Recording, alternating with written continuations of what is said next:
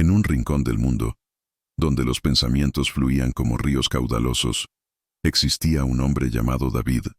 Su vida, dedicada a explorar las profundidades del alma humana, le había llevado a entender algo que pocos llegaban a vislumbrar. El sufrimiento humano no era más que una sombra proyectada por el apego a las emociones. David, un hombre sencillo pero profundo, había observado durante décadas las luchas internas de quienes acudían a su consulta. Muchos buscaban respuestas en libros, rituales, filosofías complejas o incluso en medicamentos. Sin embargo, el verdadero alivio residía en un acto tan básico que resultaba desconcertante: aprender a soltar. Una mañana, mientras meditaba bajo un árbol centenario, David tuvo una epifanía. Las emociones, pensó, eran como globos llenos de aire que los seres humanos cargaban consigo. Algunos globos estaban inflados de ira, otros de miedo, tristeza o deseo. Pero ¿qué pasaría si simplemente soltaran los globos? ¿Qué sucedería si dejaran de resistirse a esas emociones, permitiéndoles fluir hasta desaparecer? Inspirado por esta visión, decidió compartir su descubrimiento con el mundo. Así nació el camino de la entrega, una técnica simple y poderosa que enseñaba a liberar esas emociones acumuladas. David comenzó a contar historias para ilustrar su método.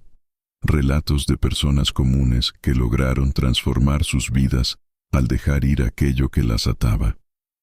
Una de estas historias hablaba de Ana, una joven que vivía atrapada en la tristeza desde la muerte de su padre. Ana llevaba consigo un globo inmenso lleno de pesar, y cada día ese peso la hacía sentir más cansada. David le enseñó que no debía temer a sus emociones. Siente tu tristeza, Ana. No la juzgues ni intentes cambiarla. Solo obsérvala y permite que sea. Ana, al principio, dudaba. Había crecido en un mundo que le enseñaba a reprimir sus sentimientos, a ser fuerte y esconder el dolor. Pero poco a poco, siguiendo las palabras de David, se permitió sentir. Lloró, recordó, y finalmente, algo dentro de ella se liberó. El globo que cargaba se elevó al cielo y, por primera vez en años, respiró con ligereza. Otra historia hablaba de Miguel, un hombre cuyo mayor miedo era el rechazo. Su vida estaba gobernada por la ansiedad de no ser aceptado. David le explicó que el miedo no era su enemigo, sino un mensajero que señalaba un apego. Mira ese miedo, Miguel. Déjalo estar contigo, pero no lo alimentes. Déjalo ser y se irá. Con el tiempo, Miguel dejó de temer al rechazo y descubrió que su verdadero valor no dependía de la aprobación de otros, sino de la aceptación de sí mismo. A través de estas historias, David enseñaba que el sufrimiento no es causado por las circunstancias externas, sino por nuestra resistencia interna. Las emociones reprimidas se acumulan como barreras en nuestra mente, creando patrones de comportamiento que nos alejan de la paz y la felicidad. El proceso de dejar ir, decía David, no requería herramientas sofisticadas ni conocimientos esotéricos. Todo lo que se necesitaba era voluntad y honestidad.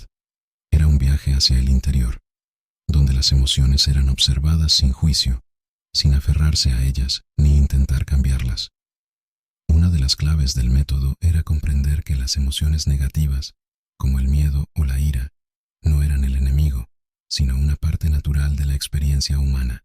Estas emociones, aunque incómodas, servían como guías hacia aspectos de nosotros mismos que necesitaban atención y comprensión. Al dejarlas ir, no solo se disolvía el sufrimiento, sino que emergían emociones más elevadas como la gratitud, la aceptación y el amor.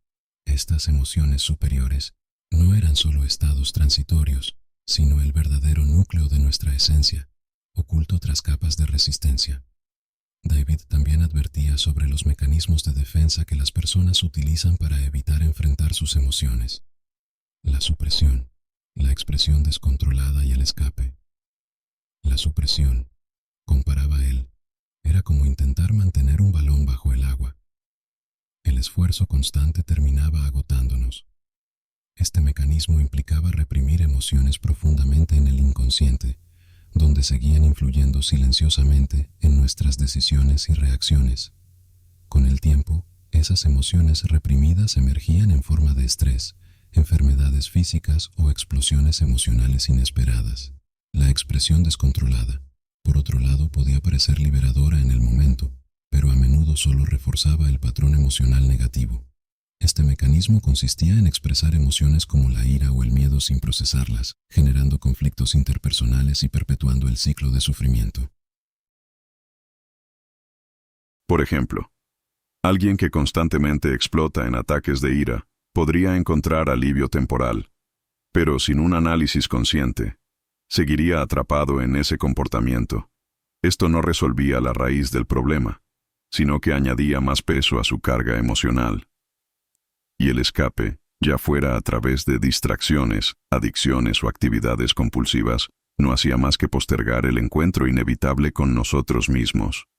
David describía este mecanismo como una forma de evadir el presente, llenando el vacío con entretenimiento, sustancias o relaciones superficiales.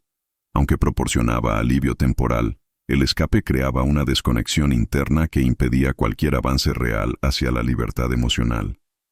En lugar de enfrentar sus emociones, las personas que escapaban construían muros cada vez más altos alrededor de su dolor, dificultando el acceso a su verdadera esencia. Estos mecanismos, aunque temporales, solo perpetuaban el sufrimiento. Eran trampas que alejaban a las personas de la auténtica resolución de sus conflictos internos. En cambio, al dejar ir, se lograba una transformación genuina, un espacio interno de paz donde antes había tensión. En ese espacio, el ser humano podía redescubrir su capacidad innata de fluir con la vida, sin ser arrastrado por las olas emocionales. Era un retorno a la serenidad que siempre había estado ahí, esperando ser redescubierta. Con el tiempo, el mensaje de David se extendió más allá de su consulta.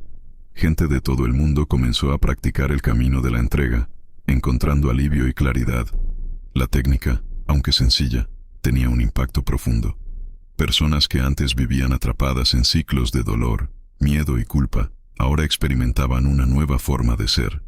Una mujer llamada Clara compartió su experiencia con David. Había pasado años luchando contra la culpa por decisiones del pasado.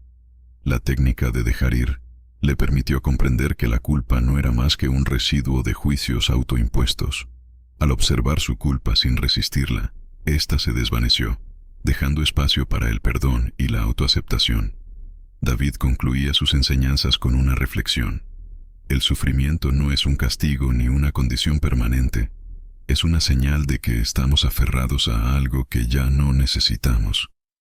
Al soltar, no perdemos nada, sino que ganamos libertad. Así, en un mundo donde muchos buscaban respuestas en lo externo, David enseñaba a mirar hacia adentro. Su mensaje era claro. La paz, la felicidad y la plenitud ya estaban presentes en cada uno de nosotros. Solo era cuestión de dejar ir lo que las ocultaba. Para concluir esta historia, surge una invitación a reflexionar sobre esos globos que cargamos a diario, llenos de emociones que, aunque pesadas, consideramos indispensables. Cada globo representa un apego, una lucha interna, una resistencia que no queremos soltar.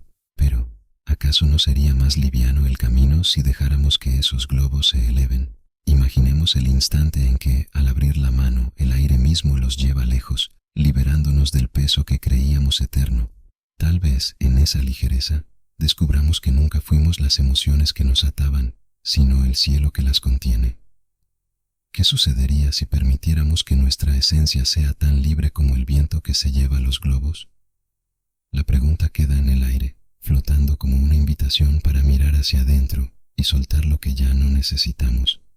Si este tema te inspira, suscríbete al canal, dale me gusta y contanos en los comentarios qué libro te gustaría que analicemos en el próximo video. Hasta la próxima aventura literaria.